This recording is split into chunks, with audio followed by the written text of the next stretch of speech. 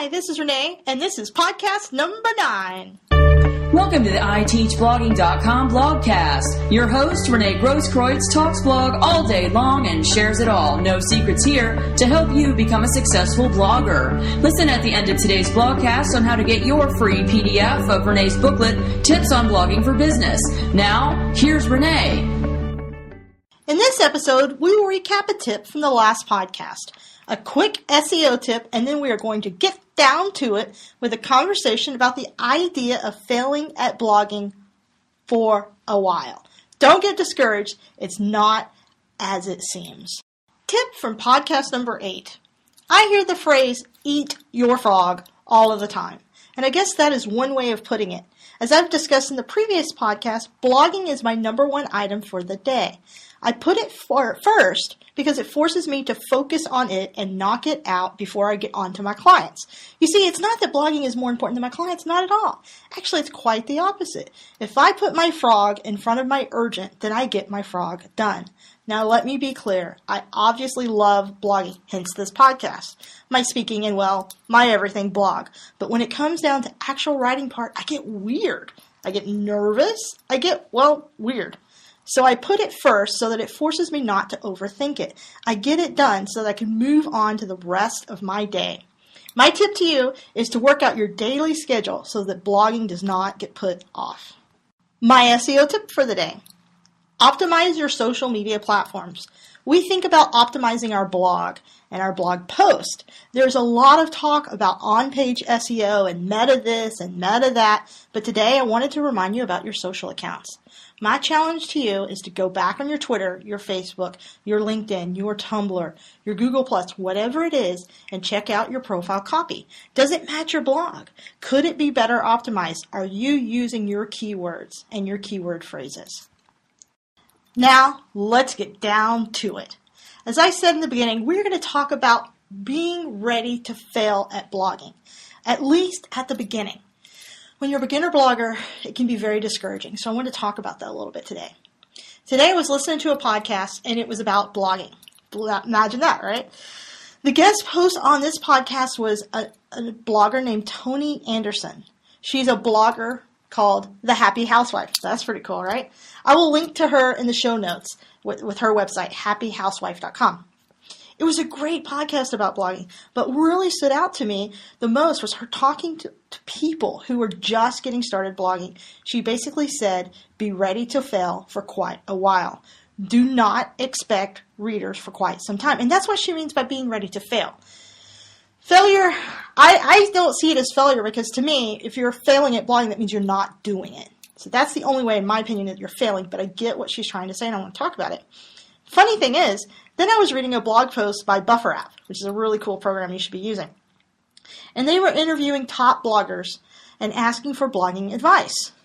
Rand Fishkin, I hope I said that right, he's the guy for SEO Moz, which is really cool. And he said, give it time. And he discussed why he was saying that. He provides an image, and I'll link to this image, in the Google Analytics from his wife's blog, with a giant text across the top, and it said, number one thing for blogging, be willing to fail for a long time. So this is a consistent idea. In this image, it shows that it took his wife a very long time to get to 1,000 readers a day, something like 2 years, I believe it was. He said, it takes a long time to succeed in blogging. These folks are not wrong. So I thought we should talk about this today and what it really means, and more importantly, what it means for you. Truth number 1. No one is going to read your blog post for perhaps a long time. And here's why that's good. I joke about this often in my classes that I teach about blogging. Not even my mom reads my blog. We have to be okay with that.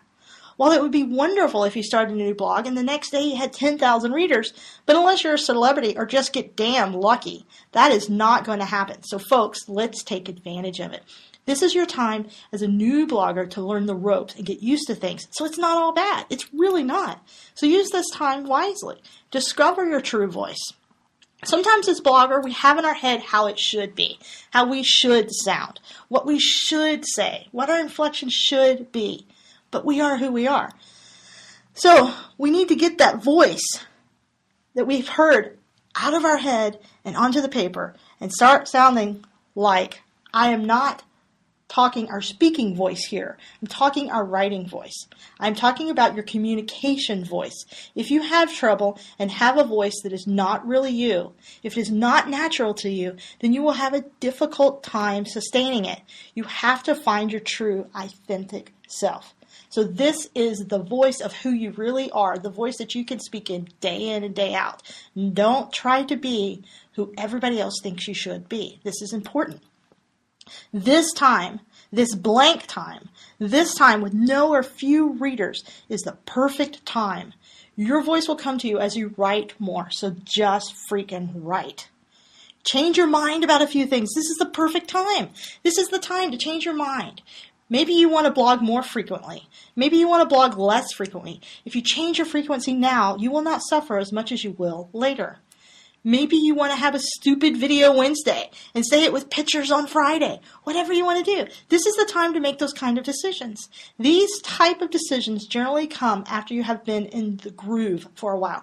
So once you find your groove, once you find your place, this is when you will start going, yeah, okay, on Wednesdays I'm going to do this cool thing and this is what I'm going to do. And that's perfectly fine because it's your freaking blog. If you love what you're doing and if you love your blog, they will come.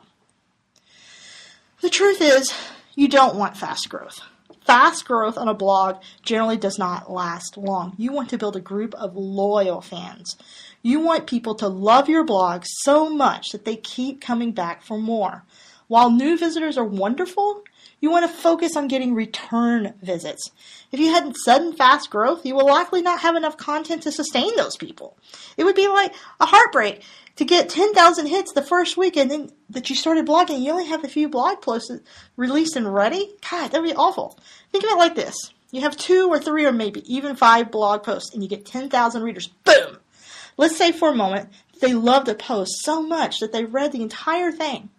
They're hungry for more, but there's not more for them because you're brand new. It is likely that they will think you are a fly-by-night who quit blogging and they will not go back. So quick, sudden growth sounds like a great idea, but you may not be ready for it. If you keep blogging, odds are good it will happen. In the meantime, just create great content. So, according to these folks here, be okay with sucking for a while. A lot of bloggers struggle with writing the perfect post. What if someone does not agree with me? What if I get it wrong even though I researched it? What if I could do better if I just waited for a few days? Maybe I shouldn't post it. These are the fear of all bloggers. Every blogger has this fear. Go ask Brian Clark of Copy Blogger. Promise you, even he has it. If someone says otherwise, well, poo on them because I don't believe it. I mean, come on. I suffer from this. I struggle daily with, will anyone actually listen to this podcast? Will anyone read my blog post? I don't know. Guess what? Some days for me, because I'm new at this, I just started a new blog. I'm not new to blogging, but I'm new to this particular blog. Some days, nobody does. This is still a new project for me, and I'm in the early days too, so we're going to go through this together. If you're a new blogger, we're in this together, folks, so send me your blog. I'll read it. Your job right now during the early days is to be okay with sucking sometimes. If you release things that could have been better, if only you'd waited a year, good for you. I'm proud of you. You're doing something important right now. You are practicing. You are learning. You are getting the suck out of the way so that you can go get better. The more that you blog, the better you will get. You will learn tricks. You will find your voice. As long as you keep blogging, you will succeed. I believe in you, so go forth and blog today and tomorrow. And then again on the next day, just keep blogging. Remember, my mantra is content, content, content. So make that yours too. Thank you for listening to iteachblogging.com blogcast with me, Renee Grosskreutz. Visit iteachblogging.com/show notes. I will have the PDF download for you at that link, along with useful links that we talked about today. Go forth and blog.